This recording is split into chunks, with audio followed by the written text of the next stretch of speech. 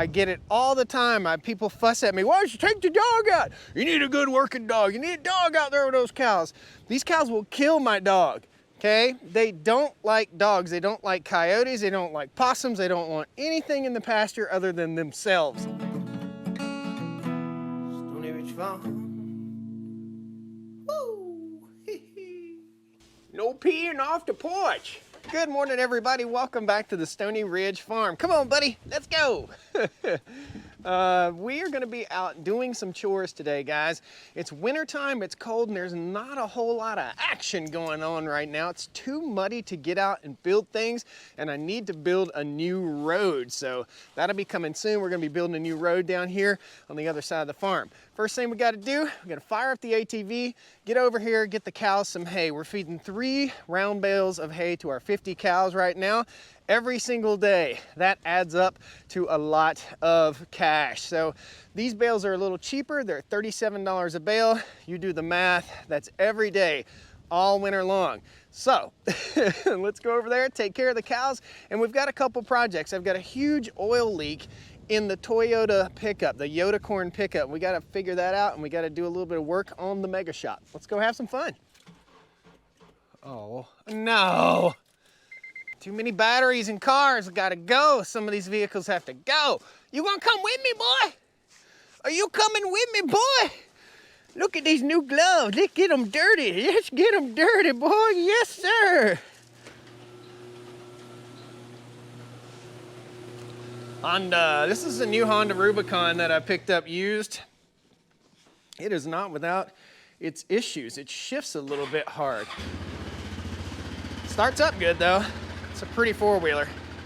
I think somebody's ready to go for a ride, ain't you, boy? You're ready to go for a ride, ain't you, boy?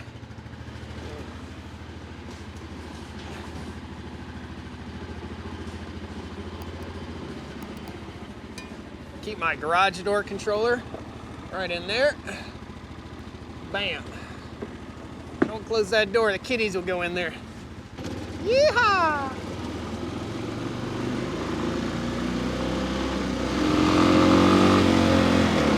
Yeah, boy, come on now, let's go.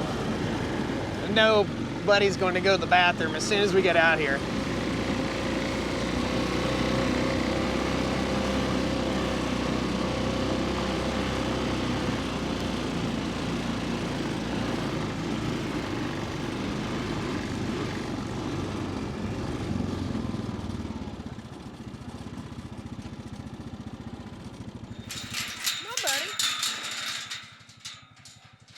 Guys, we're at the highest point on the farm that we have a water source. This is a pond that I built several years back.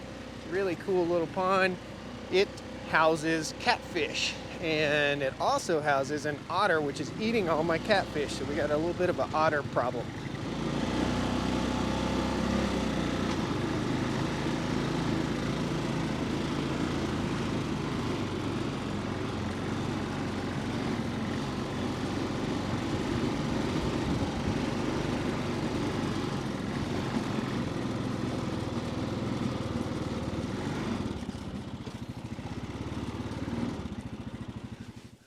Gotta get the hay strings off these hay bales.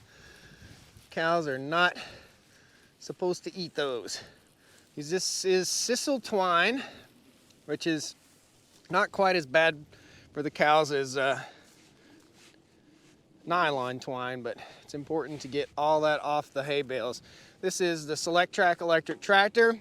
I know you guys probably saw the video where the Select Track tractor is going back, but it's not gone yet. So we're gonna continue to use that electric tractor. I know a lot of people really, really love to hate that machine, but it's simply a machine. That's all it is. No different than a cordless drill. It's a cordless tractor. Cool? I'm not selling it to you. Don't care. Don't care if you buy one. Don't care if you like it. I like it.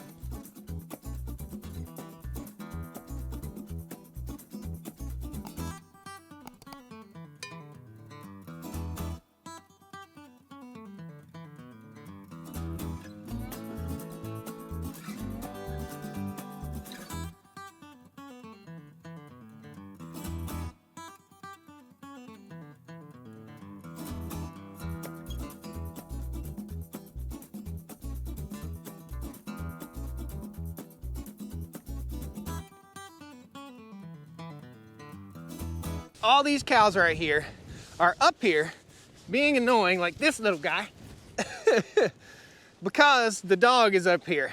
This is why I typically don't bring the dog into the cow pasture, because these guys don't like the dog. I get it all the time. People fuss at me, why don't you take the dog out? You need a good working dog. You need a dog out there with those cows. These cows will kill my dog, okay? They don't like dogs. They don't like coyotes. They don't like possums. They don't want anything in the pasture other than themselves.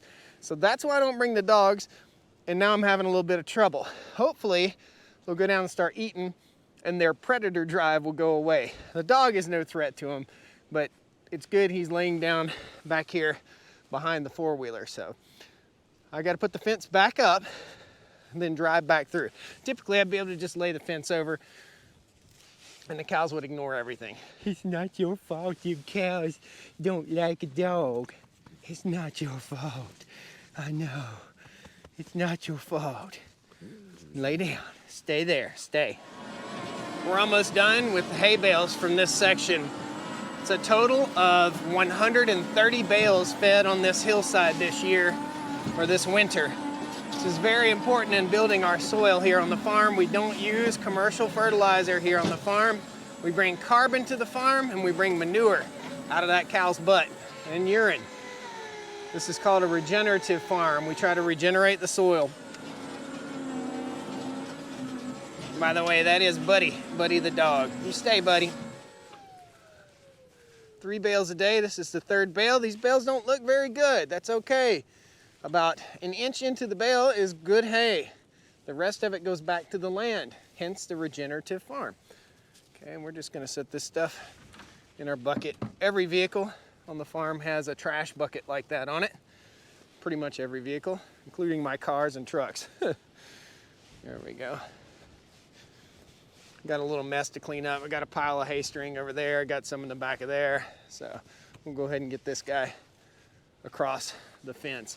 I don't know if I'm gonna be able to take it across the fence or if I'm just gonna have to drive it over, because these cows are really curious right now. Like I said, they will kill my dog. That's why Buddy's smart. He lays down right there. You stay, boy. Stay.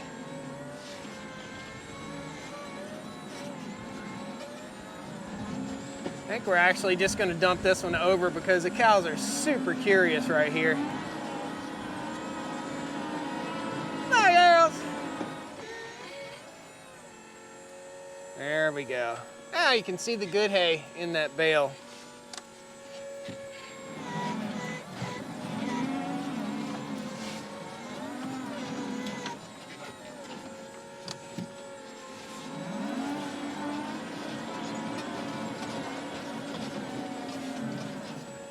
That's Tammy. Tammy is our guard donkey. Tammy helps to protect the baby calves when they're defenseless and young.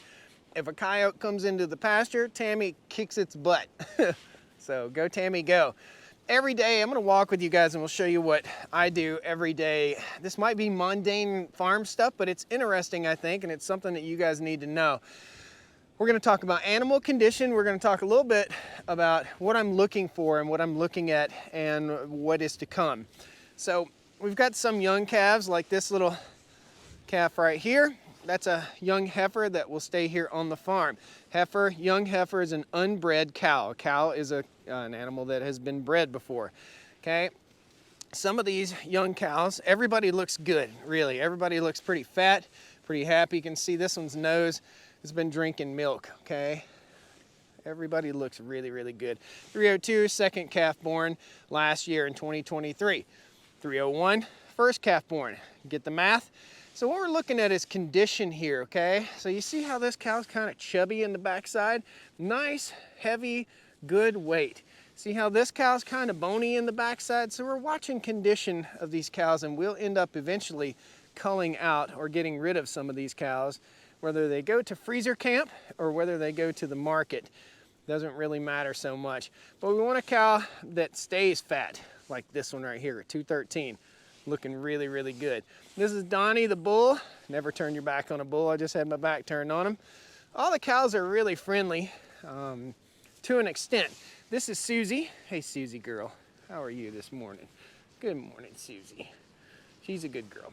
Susie's been a good mama. However, Susie, and she's such a loving cow, she's a little thin, okay? She's getting the same food as everybody else, but she's still a little thin in her back end right here, you can see. So that's not really desirable. Hopefully she'll fatten up in the summer. Okay, we look over here. This is Butthead. Butthead's been a good mama, and Butthead is still nursing as well as Susie. So oftentimes when a cow is still nursing, they'll get a little bony in the back end right there. It's all about cattle condition, and there are so many websites and so much information about the condition of your animals. I don't need to go into too much detail with that. The cows will move out of this pasture tomorrow. The whole precipice behind this farm is moving animals. We move, mob, and mow. In the wintertime, there's nothing to mow, so we move and mob and hay. This is called bale grazing. I set a bale out, and all over this entire hillside right here, I've set bales out, and the cows will consume most of them. Probably 20% of these bales bale grazed will leave litter on the ground, which will help retain moisture, feed the soil. They're full of grass seed, and in the spring, we'll see this pop. That's right. So let's go on and head on over to the shop and check out what's wrong with this Toyota. Doggy.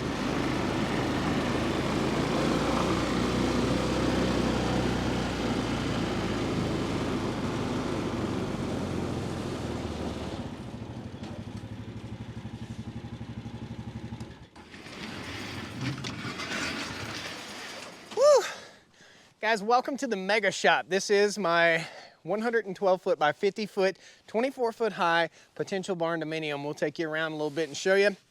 Let's go in here and show you the Yodacorn pickup truck. So this is a 1988 Toyota pickup truck with 75,000 actual miles on it. It's really, really nice. I call it the Yodacorn simply because I don't think you'll ever find one this nice again. Still has original floor mats and they're not doing too well. But let's go ahead, pop the hood, and show you guys what we got going. So under the truck, I just did a service on this truck, and I've got a drip right there. I don't know if I put the wrong crush washers in or what, but you can see it's leaked a significant amount of oil.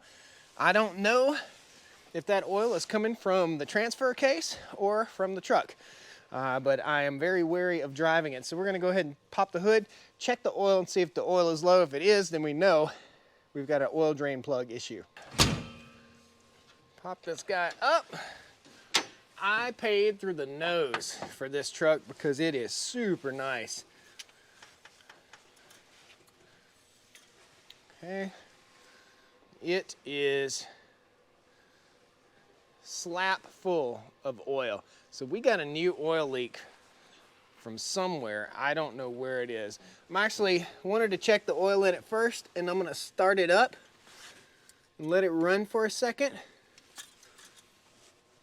before we raise it up on the lift and see what we got going. We'll check the oil again after I let it run for just a second, let that oil circulate in the motor. Neutral, key, hopefully the battery's not dead. There we go. 22 RE, purrs like a kitten, man. Lovely truck. Now you're asking yourself, how on earth did this truck survive since 1988 with only 75,000 actual miles? We'll look at the odometer here in a second. I think it's 75. I've only driven it about 300 miles, and I've had it for about 3 years, 2.5, 3 years.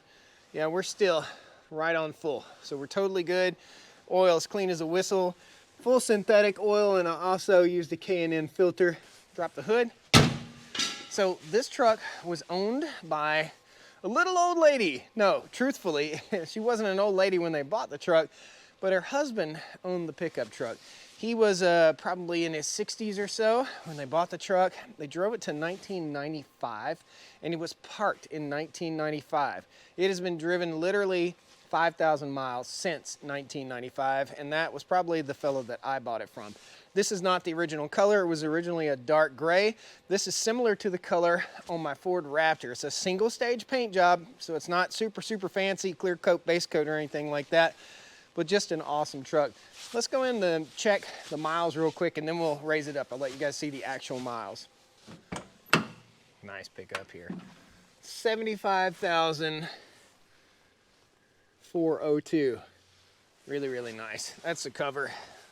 Typically, I'll keep it under cover, but I like to drive it. So let's go ahead and raise her up on the lift, hopefully. Uh-oh. That sound is what my alarms are. That sound you're hearing is the alarm. Whew. Hold on. That's a trip breaker alarm. And that should not be a trip breaker. These are my battery banks, backup power for my freezers. That is an alarm, and there's an alarm right here.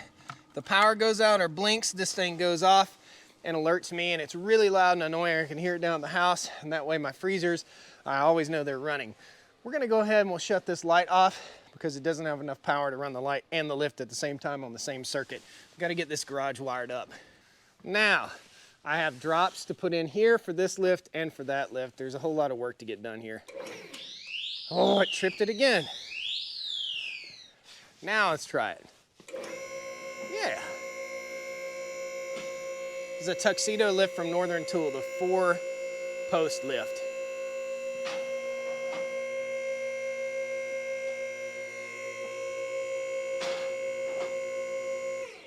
You're literally gonna see this at the same time that I do. See what we got going here. So we got oil dripping off the oil pan right there. I'm gonna have to get a light.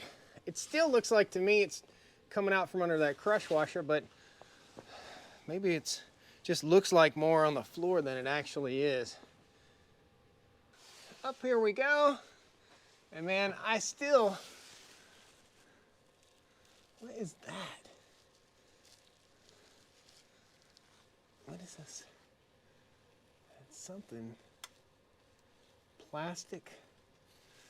What is that? It's a little plastic something other. Oh, it's a rock. I still think we're getting oil from right here. Check it out, guys. So what I'm seeing here, and this is really bright, is oil seepage right around the drain plug right there. I don't like over tightening drain plugs, but I think this one's gonna need an extra squeeze. I put a new crush washer in there, and shame on me for doing the right thing. I'm gonna watch it just for a second. I think we're gonna see oil coming out of it. I'll go ahead and get the wrenches and give her a little snug down, see how that does. Guys, in case you've never seen these, this is a oil absorbing mat that you can buy. I buy them on Amazon. So when you got an oil leak in your shop or something like that, or you don't want to step in the oil, you can just wipe it up with this and discard it, put it in the burn pile or whatever you want to do. But that really absorbs a lot of oil, and you can see I already stepped on this one and no oil on the bottom of my shoe. And as always, always, always put them in your oily rag bin, just like that. No, fail. All right, 14 mil.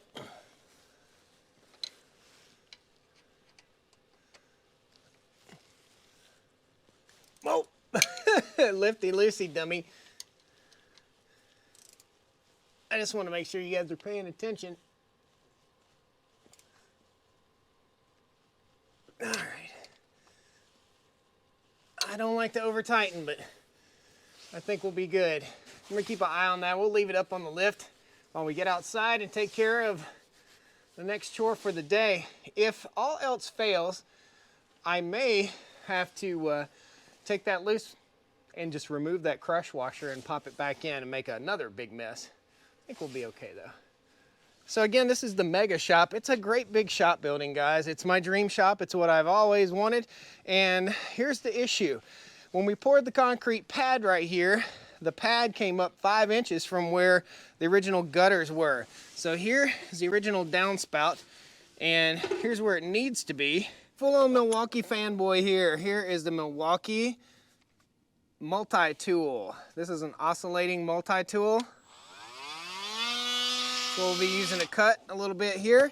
This is Milwaukee drill we're going to be using to install our downspout. So simply, we're going to go right here where the old mark was and just kind of slice off a piece right there, and that should be it. Then we're going to use this tool. This is a crimping tool that goes up inside the gutter and creates that divot right there, as you can see. Gutter crimping tool. I think we're going to use that. I don't know, we might not have to. Let's add one more tool to the mix here. This is a little Milwaukee M12 cutoff. So we're just going to slice the majority with the cutoff. We can reverse this.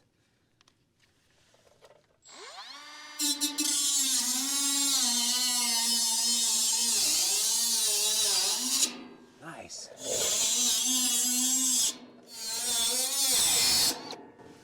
Okay, get that guy out of the way. Just like so. My oscillating tool up in here. Turn it on.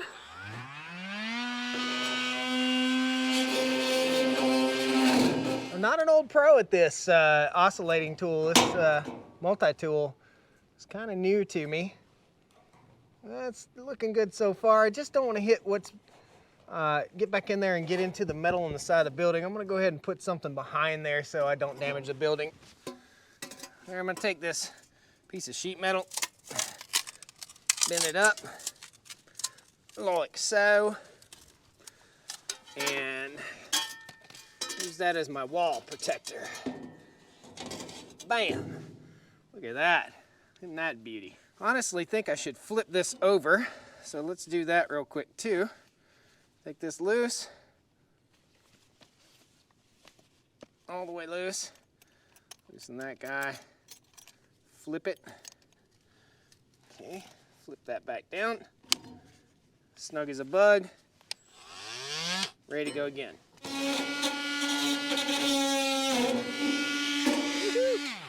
Boy, you gotta hold your mouth just right for that one. There we go. If ever you construct a steel building like this, you'll have piles of extra screws and extra sheet metal. Tell those guys to leave it when they build the building. That way you'll have this stuff in case you gotta do something just like we're doing here. There we go. Awesome. One down. 4, 1, 2, 3, 4. 4 to go. I'll get you guys a time lapse.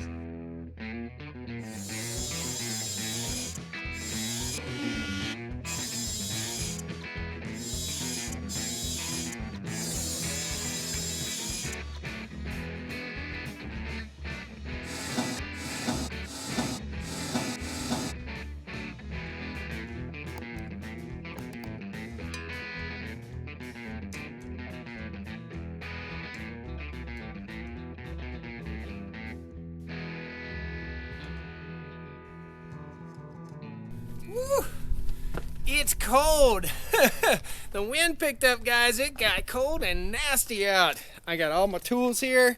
We'll set those on a cart, and that way I can organize everything again later. That was much more of a job than I thought it was going to be. That was a big job. I needed the right tools to crimp the gutter. So in hindsight, here's exactly what I did. And by the end of it, I got good at it. So what we have here, the gutter had to be cut, and then I'd take the pliers and roll the corners in. Each corner needed to be rolled in, and then I needed to roll in each edge on the side, and then I got them in place. Man, that was a chore. This is the remainders. Let's go and check the truck and see what we've got. Fingers crossed that we don't have an oil leak. Hopefully we fixed this problem. I don't think we did. I'm looking at it right now. Check it out. So I see a little oil around. That's annoying. See that oil? So we're gonna have to pull that drain plug, and basically it didn't have a crush washer in it before. I put a crush washer in it trying to be a good boy, and that was the wrong thing to do. Well, we know what was wrong with the Yodacorn Toyota now, and We got the gutters fixed. That was a project that I put off since June. Got that done, cows fed. It's gonna be 13 degrees tonight, so a cold, chilly morning. I got all the hay bales set out for tomorrow morning to move the cows. Thank you guys so much for joining me here in the mega shop on the Stoney Ridge Farm. Just a busy day getting stuff done. Thank you guys so much. Please hit that like button, subscribe to the channel. Love to have you back here on the farm. There's links to more cool videos right here at the end of this one, and some good bloopers. See you next time. Woo! Come on down to the Stoney Ridge. Bring your wife and bring your kids. We're living life pure and sweet. That's the way it's supposed to be, Stoney Ridge. Super easy. Only lost about 2 ounces. Pulled it loose, put my finger in it, shook the washer off, and put it back up. Problem solved. All day long, I walk. Come on, boy. Come on, boy, let's go. Hi, I'm a tripod and I don't want to turn. Got a bunch of junk in my trunk. What? I think I'm singing again.